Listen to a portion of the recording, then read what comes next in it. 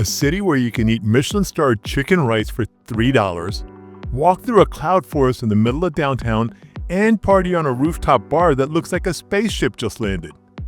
Hi, I'm Amit, and today Curated Globe is going to look at Singapore 2025 Travel Guide, best places to visit. Singapore is basically what happens when someone decides to build the future, but remembers to bring the past along for the ride.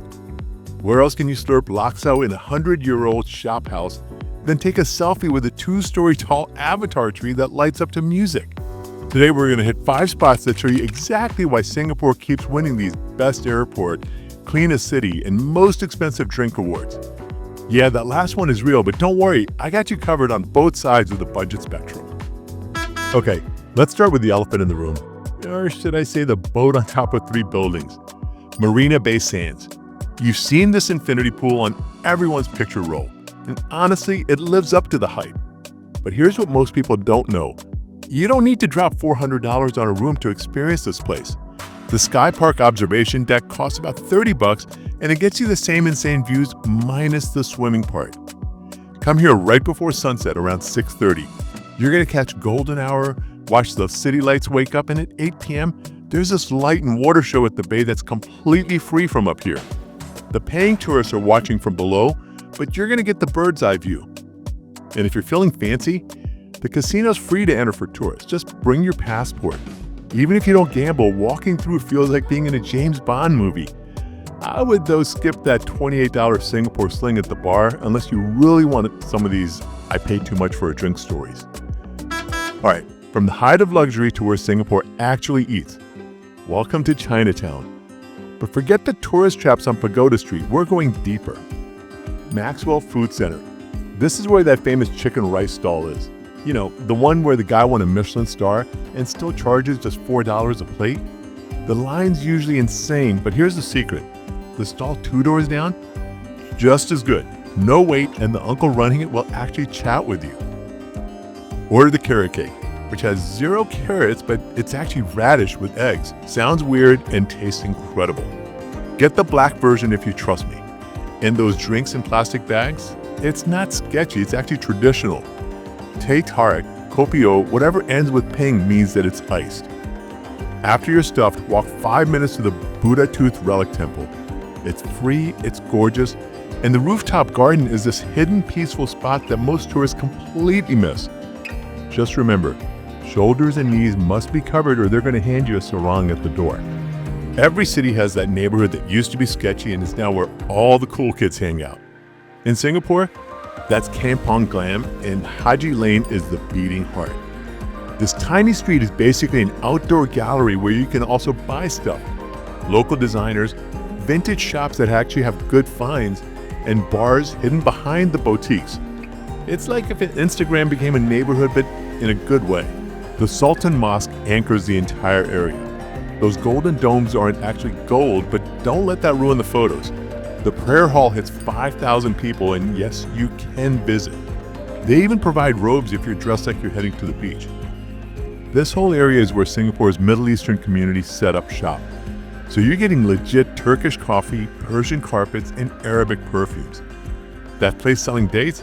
They're gonna let you try everything. You could actually gain a couple of pounds in that shop alone. Come here late afternoon when it's cooler. The cafes spill onto the sidewalks, fairy lights turn on, and the whole place shifts from shopping mode to hangout mode. Piedra Negra does this Mexican Middle Eastern fusion that shouldn't work, but it absolutely does. If Chinatown is Singapore with a volume at 6, Little India cranks it to 11. The moment you exit the MRT, it's like someone switched the saturation settings on reality. Start at Tekka Center. Ground floor is this wet market that sells dragon fruit the size of your head and spices you've never even heard of. The Hawker Center upstairs? This is where you get the best Indian food outside of actually going to India. Roti Paranta here is made fresh every minute. Get it with the fish curry, even if you don't usually like fish curry. Just trust it. That temple with the tower that looks like someone stacked 1,000 action figures?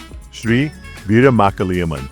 Take your shoes off, watch the ceiling. It's painted with enough detail to keep you staring for hours.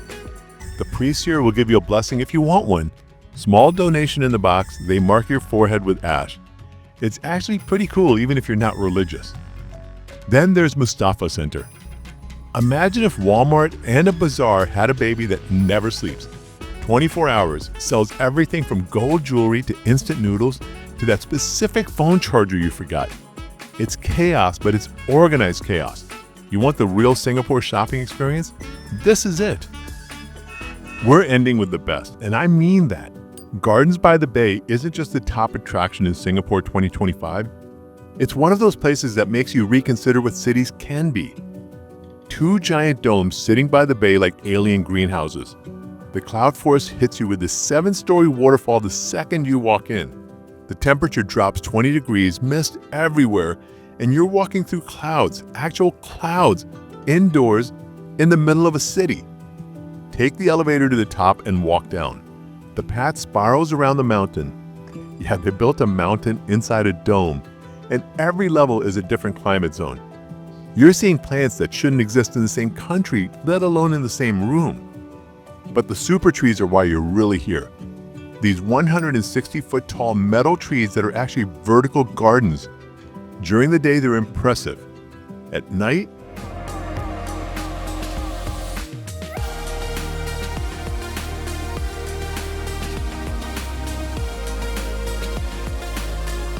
this happens twice every night. Free.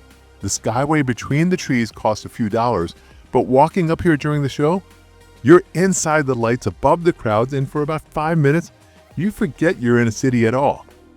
So that's Singapore, where the future gets here early, but remember to save a seat for everything that came before. 5 spots, infinite stories, and we barely scratched the surface. You could spend 3 days or 3 weeks here and still find something that surprises you. Best time to visit?